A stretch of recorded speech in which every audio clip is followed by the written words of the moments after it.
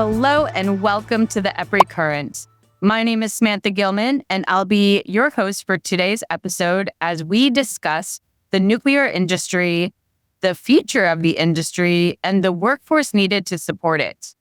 I'm joined by two executives key in this industry. First, Kimberly Cook-Nelson, Entergy's Chief Nuclear Officer, and Steve Swilley, Vice President and Chief Nuclear Officer at EPRI. Thank you both so much for taking time out of your day to join us today. Thanks for having us. Yep, thank you.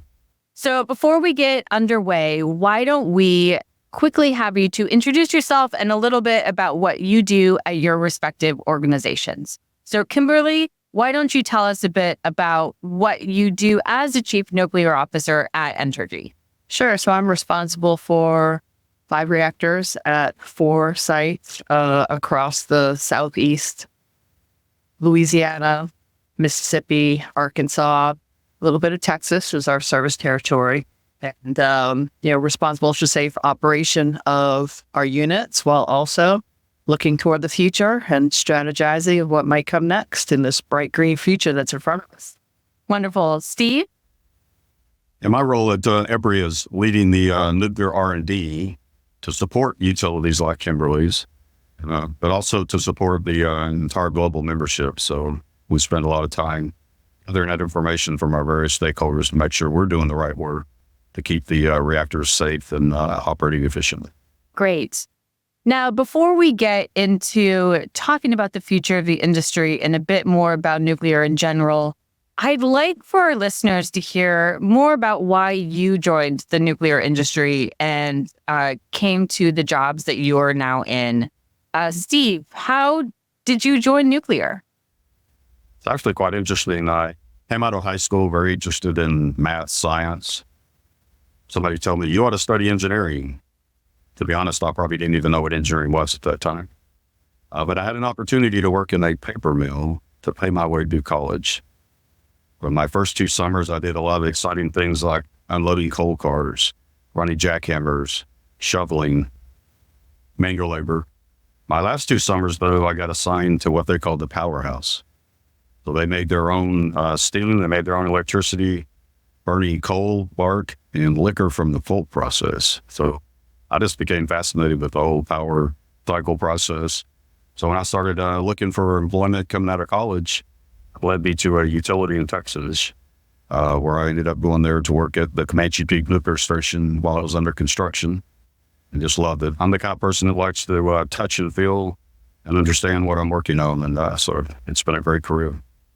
Great. And Kimberly, what about you? So I started, I guess my interest started in nuclear when I was a kid. So my father was an operator at a nuclear power plant in the Northeast as they were building it. So he was cold licensed. And I actually did my 6th grade science project on nuclear power. I had 2 big refrigerator boxes taped together, cut out the primary system in one side and the secondary system in the other side, used different colored cellophane for hot water and cold water, steam and pressurized water, and handed out those little plastic fuel pellets, if you've ever seen those, that show, how big a fuel pellet is. And I did well in my science fair, so that was good. And it's actually funny because I was scrolling through LinkedIn the other day, and somebody had posted a nuclear one-on-one, something you could actually use to explain to an elementary school person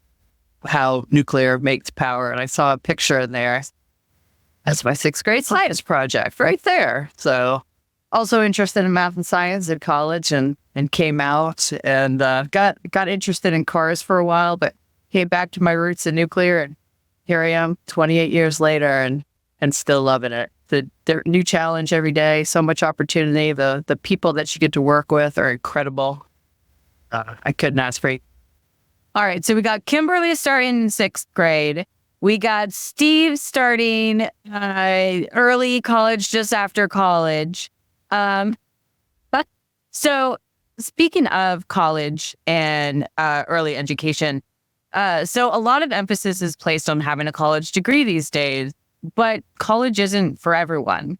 What opportunities are there in the industry for those with a high school diploma? there's a lot of opportunity. I could start with the trade, electricians, mechanics, INC techs, radiation protection technicians. We have lots of folks that come out of the trade schools. We have folks that, like you said, have high school diplomas. We have a huge security force, and we train people how to do their job. So you come with us with a strong work ethic and the right go get 'em kind of attitude. We could train you to do your job, and a lot of these are foots in the doors for different things too. I've had security officers who have become operators, who have become radiation production techs. I have a site vice president right now who will tell you that he started his career in nuclear power mopping floors as a decon technician, and he's a site vice president now, an officer of the company, and that's how he thought. Yeah, I remember a similar story. Comanche Peak, a large 10,000 person workforce building that plant, so it was hard to move people around. So I knew an individual that started out driving a school bus to transport people from the parking lot, into the work. And he did work his way up, not to officer level, but he was our QA manager for many years. So I'd say it's a team approach. We need all kinds of people, all different walks of life. Something we hear a lot these days in the energy industry and the nuclear industry is we're growing. There's a lot of opportunity here. And that means we're going to need people. We're going to need people to be doing these jobs throughout the energy industry and in the nuclear industry. How do we get people, young people, interested in this industry, as sometimes it can be viewed as outdated? Well, I think you start with our current fleet. And, I've heard it before. And I've heard the plants were built, we're not building anymore, they have finite lives, and I can't make a career with the current fleet. And that's just not true. As we are going toward, almost all of the units have been licensed for 60 years. We're working on 80 years now, and there's talk around the industry about running these green electricity generators for 100 years. So I have a plant that's going to hit 40 years next year. It's already licensed for 60 years. We will be going for 80 years. So it's at least 40 more years. So you could literally be, wait, I think I just did my math wrong. 40 plus 20, so 80, going to 80 years. And so you could literally be born today, and do your whole career at that plant. Start when you're 20, work for 30 years, 40 years, whatever. So the opportunity in the current fleet is immense, and there's so much variety when, and a lot of folks today, they're looking at, the ones I talk to, they don't want to just come in and do the same thing for the next 30 years, the next 40 years. They want to do different things. And we have so much variety just in one plant. And I spent 18 years at one plant, but it wouldn't feel like 18 years because I was an operator, and I was in maintenance, and I was in engineering, and I was in regulatory assurance, and I was the plant manager. I mean, and other stuff in between. Every couple of years, it was like I had a brand new job, and the challenge and the excitement and the variety. It's always. Yeah, I would add, it's an interesting time. When you look at where we've been over the last 10 to 15 years, with drive to go to decarbonization, I think while the technology may be viewed as old, it does provide a solution to that. So I think we need, I would say, earlier career people have a passion around decarbonization. Nuclear provides that solution. But I think even though the plants might seem outdated, we are going through digital transformation, just out of need for obsolescence. So there's a lot of new high-tech work going on using technology within the existing plants. That if you start looking at some of the new advanced reactor designs, designs we've never built and deployed before, to me, that's exciting. That's like new. It's a way to get in, be an innovative thinker and push down. And there will be more. Oh yeah, we will build more. The country needs that, and it will happen. We just built a couple in Georgia, a couple big ones. There's small ones that are on the book being announced, and there will be more. So I'm intrigued by something you just mentioned, Steve, and I wonder if you can expand upon it a little bit. You said digital transformation. What do you mean by that? If you take an existing plant that was designed in the 60s, maybe built in the 70s, a lot of the control systems were analog. Now, they work great if we lasted a long time, but it's really hard to get parts for the older systems.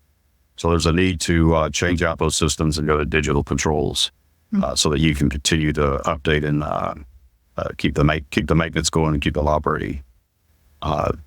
That's one aspect of it. The other aspect is looking at new technologies that help us do things faster and more efficient. Things like artificial intelligence, machine learning. Those are brand new technologies that a lot of different industries are deploying. Nuclear moves a little bit later and slower than a lot of industries, but we learn from those industries and then adopt those practices and bring them in when they're mature and ready.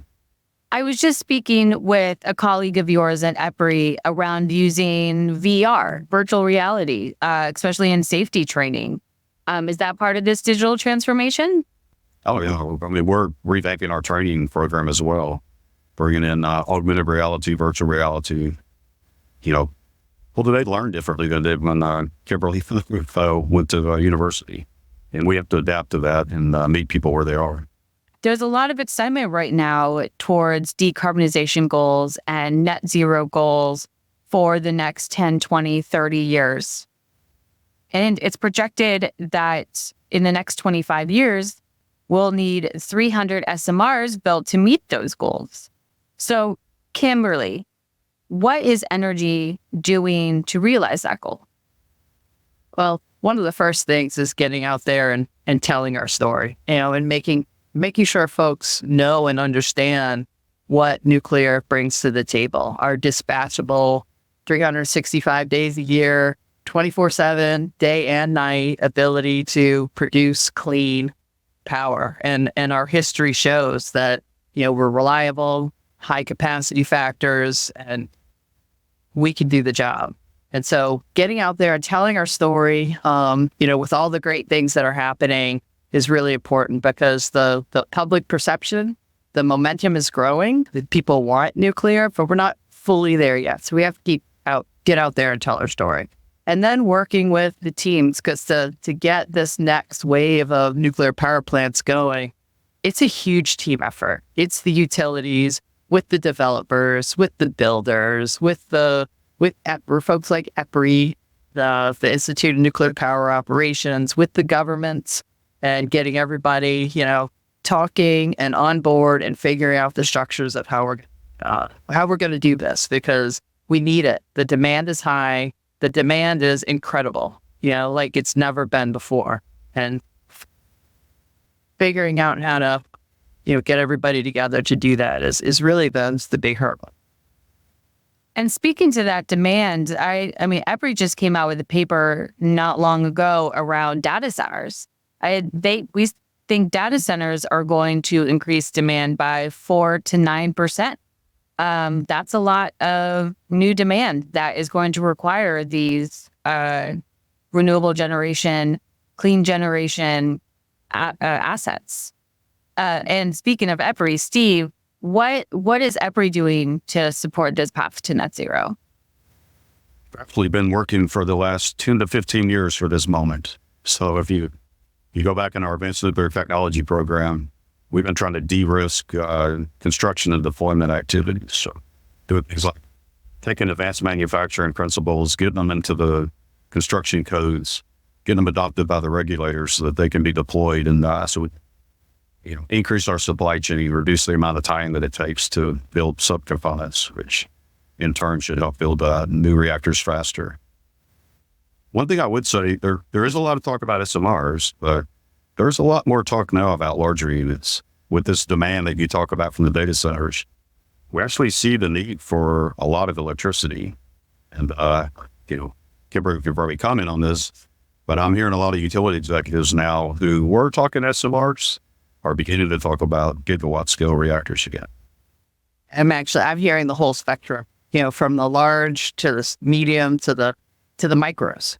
if we can, start manufacturing those micros and, putting an assembly line together for those and bringing those costs down, it's another potential way. And I would say the other thing that EPRI does very well is capture lessons learned and make sure we learn from the past to improve in the future.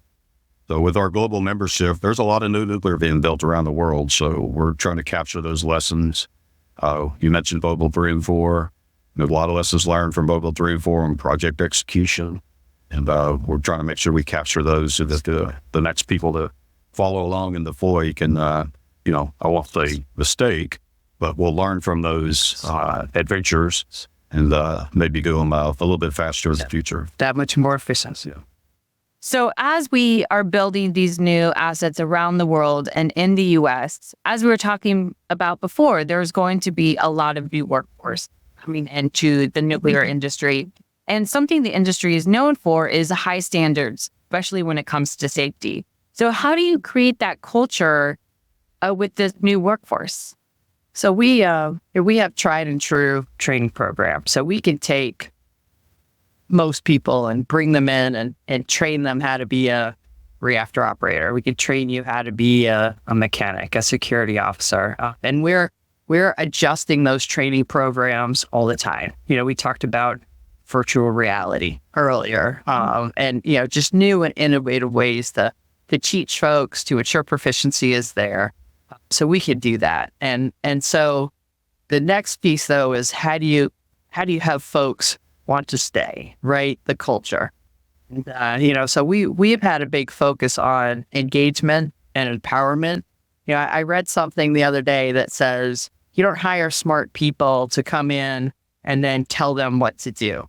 Which on one hand, we do have to train them on, how to operate a nuclear reactor and the nuclear professional standards.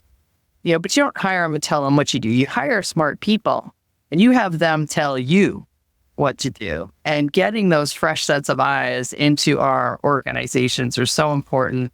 And then engaging them in how we do things and then empowering them to bring those sets of eyes and tell us how we could do it even better, how we can continue to grow, continue to improve our culture. And I have seen improvements, leaps and bounds. If we just made that, that subtle shift to that servant leadership styles, and it's paying off for us quite a bit. I agree completely. And, if you go back to the 70s and 80s when we were building a lot of reactors in the United States in particular, we were able to bring the workforce in to get them trained and proficient. I think some of the differences, though, particularly with organizations like INPO, of creating a lot of leadership training and, principles documents. We have a lot more, material and structure in how we approach bringing people in, getting them into that nuclear safety culture mentality, and, make them successful. And as much as I wish that our podcast episodes were an hour long, we are nearing our end, and I would like for you both to have an opportunity to share any last-minute thoughts with our listeners. So, Kimberly, any final thoughts?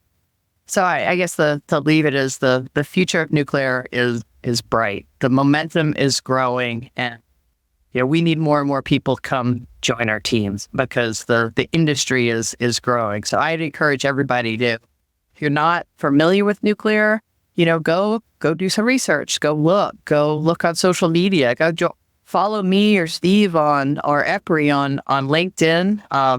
That Nuclear 101 thing that I mentioned, I posted it not too long ago. It's really good to go through and then come join our team because we need strong nuclear professionals to continue to help us in this bright future that we have. Fantastic. Yeah, I agree. You mentioned the low growth. We have a daunting task in front of us. We need bright, innovative thinkers to come join us to help us solve some of these problems.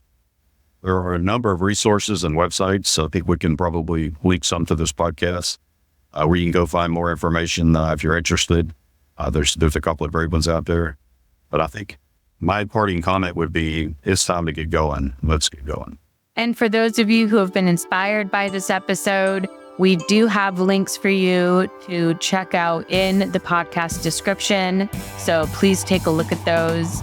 Kimberly, Steve, thank you so much for joining us today. And that's the wrap on this EPRI Current episode, and we'll get you next time. Bye. If you like today's show, we invite you to subscribe to our podcast. And feel free to share the podcast with your colleagues and friends. For more information about EPRI, please visit our website at www.epri.com. And don't forget to follow us on LinkedIn and Twitter at EPRI News. Together, we are shaping the future of energy.